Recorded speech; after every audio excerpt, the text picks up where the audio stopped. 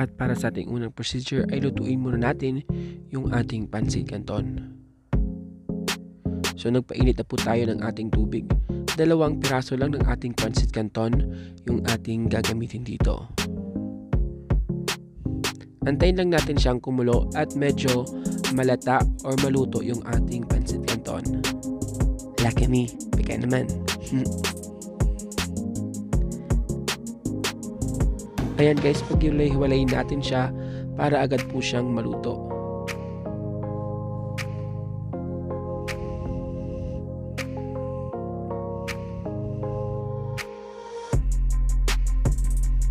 Ayan, kahit anong brand ng pancit canton ay pwede po dito.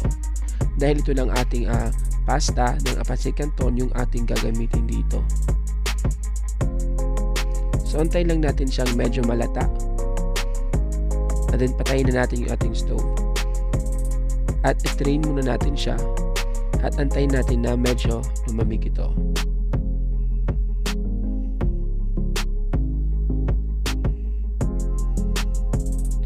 Ayan, pagkatapos i-drain lang natin para matanggal yung tubig. At pag malamig na guys ay set aside na natin at ilagay na natin sa ating mixing bowl. Ayan, dahil sa medyo lumamig na, dumikit na siya. So pagkatapos maglalagay na po tayo ng ating mga iba pang ingredients. Siguraduhin lang natin na maghiwalay-hiwalay po yung ating pancit canton. Maglalagay lang po tayo dito ng isang sachet ng ating kinisa mix dahil hindi po tayo maglalagay ng bawang at sibuyas. Pagkatapos lagay din tayo ng 2 tablespoon ng ating brown sugar para po magbalance lang yung alat at tamis. Crack din tayo ng isang buong itlog. Pagkatapos ay meron po tayo ditong all-purpose flour.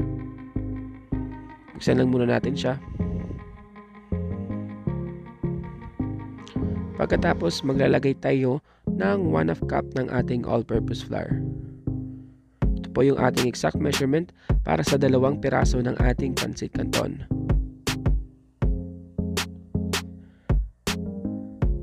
Pagkatapos ibuhos na natin dun sa ating pancit canton and then i-mix na po natin siya. Siguraduhin lang po natin na mahalo po ng maigi yung ating pancit canton. Ayan, okay lang kung medyo madurog yung ating pancit canton dahil ipiprito naman natin yan mamaya. Para po sa ating complete list of ingredients ay nilalagay po natin sa ating description box sa baba. Kung hindi pa kayo nakasubscribe sa ating YouTube channel, ay mag-subscribe na po kayo dahil malapit na po natin ma-reach yung ating 300,000 subscribers.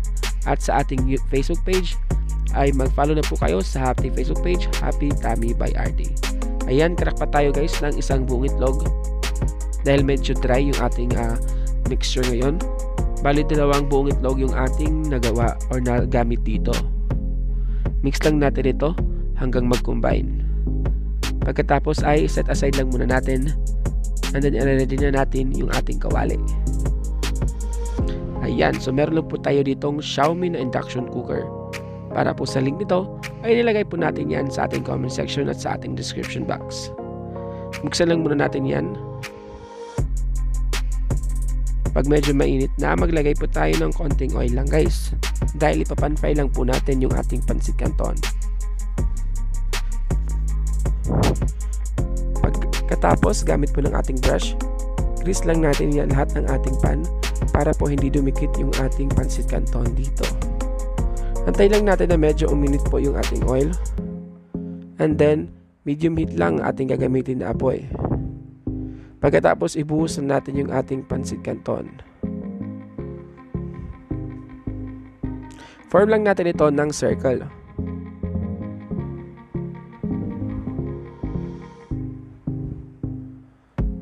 And then pagkatapos tutuin lang po natin ito ng 3 to 5 minutes in a medium heat. And then tatakpan lang po natin yung ating pan para po maluto yung ibabaw nito. Ayan guys, konting tips lang, mas maganda kung stainless ang inyong ipantakip dito para talaga mag-bounce yung init niya. And then medyo lakasan na po natin yung apoy. So ayan, after 3 minutes guys, okay na to. Flip lang po na natin siya para maluto yung other side, and then lulutuin na lang natin ito ng 2 minutes na lang. Ayan, medyo sunog. Pero okay lang yan, mas masarap. And then takpan natin ulit para maluto ito. Antayin na lang natin ito after 2 minutes.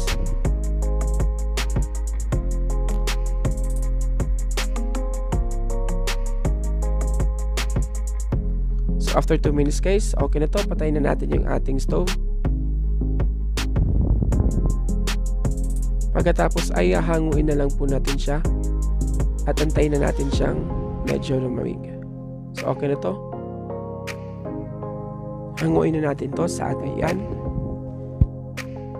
And then ilagay na natin ito sa ating pinggan. So okay na to guys, luto na siya. Patayin na natin yung ating stove. Pagkatapos ay slice lang natin ito.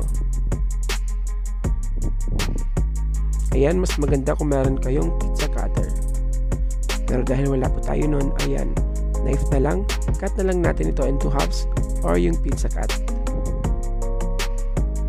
O diba, mas masarap kung itoppings pa natin siya ng cheese sa taas or lagyan natin siya ng cheese para mas lalong maging cheesy at mas lalong sumarap yung ating napakasarap na pancit canton pizza.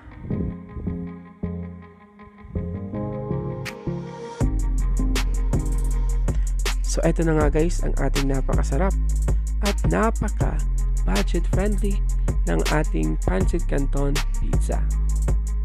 Ayan, para po sa ating full recipe at ingredients ay nilalagay po natin sa ating description box. Ayan guys, maraming salamat po sa panonood. I hope meron na po kayo na naman natutunan dito sa ating mga kakaibang recipe at mga budget friendly na mga videos. Maraming salamat sa panonood. Stay safe, God bless, and see you again on our next video.